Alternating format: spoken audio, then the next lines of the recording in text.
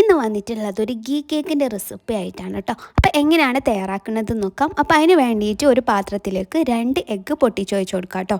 അതിലേക്ക് 1 കപ്പ് പഞ്ചസാരയും ചേർത്ത് നന്നായിട്ടൊന്ന് മിക്സ് ചെയ്തെടുക്കാം കേട്ടോ. ഇതൊന്ന് മിക്സ് ആയതിനു ശേഷം ഒരു പാത്രത്തിൽ തിളയ്ക്കാനായിട്ട് വെള്ളം വെക്കുക. അതിൻ്റെ മുകളിൽ ഈ ഒരു പാത്രം വെച്ച് കൊടുത്ത് ഇളക്കിക്കൊണ്ടേ ഇരിക്കുക കേട്ടോ. അടിയിലുള്ള വെള്ളത്തിൽ നമ്മൾ ഈ മുകളിൽ വെച്ചിട്ടുള്ള പാത്രം ഇങ്ങനെ ടച്ച് ചെയ്യാതെ നോക്കണം കേട്ടോ. ഇപ്പോൾ ഈ എഗ് മിക്സിൻ്റെ കളറൊക്കെ മാറിയില്ലേ, അപ്പോൾ നമുക്ക് സ്റ്റൗന്ന് മാറ്റിയിട്ട് അതിലേക്ക് 1 ടീസ്പൂൺ വനില എസൻസും ചേർത്ത് നന്നായിട്ട് വിസ്ക് കൊണ്ട് ബീറ്റ് ചെയ്തെടുക്കാം കേട്ടോ. എഗ് ബീറ്റർ വേണമെന്നൊന്നുമില്ല കേട്ടോ. ഈ ഒരു വിസ്ക് ഉണ്ടെങ്കിൽ നമുക്ക് പെട്ടെന്ന് ചെയ്തെടുക്കാം.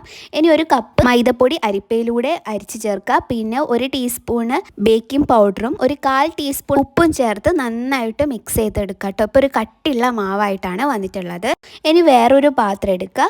അതിലോട്ട് നമ്മൾ 1/2 കപ്പ് പാൽ ഒഴിച്ച് കൊടുക്കുക. എന്നിട്ട് ഇതിലോട്ട് 1/2 കപ്പ് നെയ്യും ചേർക്കുക കേട്ടോ.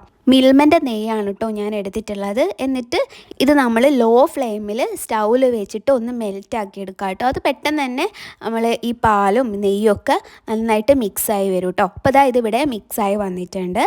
ഇനി ഞാനിത് നമ്മൾ നേരത്തെ ഉണ്ടാക്കി വെച്ചിട്ടുള്ള മൈദൻ്റെ മിക്സിലോട്ട് ഒഴിച്ചു കൊടുക്കുക. എന്നിട്ട് നന്നായിട്ടൊന്ന് യോജിപ്പിച്ചെടുക്കുക കേട്ടോ. ഒരു വിസ്ക് ഉപയോഗിച്ചാൽ മതി കേട്ടോ. എന്നിട്ട് നന്നായിട്ട് യോജിപ്പിച്ചെടുത്തതിന് ശേഷം നമുക്ക് ബട്ടർ പേപ്പർ കൊണ്ട് ഗ്രീസ് ചെയ്ത് വെച്ചിട്ടുള്ള ഒരു പാത്രത്തിലോട്ട് ഇത് ഒഴിച്ചു കൊടുക്കുക കേട്ടോ. അപ്പോൾ ഞാനൊരു പാത്രം എടുത്തിട്ടുണ്ട്. അതിൽ ബട്ടർ പേപ്പർ കൊണ്ട് അടിയിൽ ഗ്രീസ് ചെയ്ത് വെച്ചിട്ടുണ്ട്.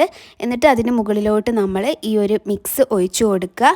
എന്നിട്ട് നമുക്ക് പ്രീഹീറ്റ് ചെയ്ത് വെച്ചിട്ടുള്ള കുക്കറിൽ ഒരു 10 മിനിറ്റൊക്കെ പ്രീഹീറ്റ് ചെയ്ത് വെച്ചിട്ടുള്ള കുക്കറാണ്. അതിലേക്ക് ഇറക്കി വെച്ചിട്ട് 1 മണിക്കൂറൊക്കെ ഞാനിത് വേവിച്ചിട്ടുണ്ട് കേട്ടോ. മീഡിയം ഫ്ലെയിമിലാണ്. പിന്നെ ഫസ്റ്റ് 5 മിനിറ്റ് ഹൈ ഫ്ലെയിമിലും പിന്നെ മീഡിയം ഫ്ലെയിമിൽ ഒരു അരമണിക്കൂറൊക്കെ 1 മണിക്കൂറൊക്കെ ഞാൻ വെച്ചിട്ടുണ്ട് കേട്ടോ. അപ്പോൾ അടിപൊളിയായിട്ടുള്ള ഗീ കേക്കാണ്. എന്തായാലും ട്രൈ ചെയ്ത് നോക്കുക. എന്തായാലും ഇഷ്ടപ്പെടും കേട്ടോ. അപ്പോൾ ഇഷ്ടമായിട്ടുണ്ടെങ്കിൽ ലൈക്ക് ചെയ്യുക, കമൻറ്റ് ചെയ്യുക, പ്രീവിയസ് വീഡിയോസ് കാണുക. അപ്പോൾ താങ്ക് യു.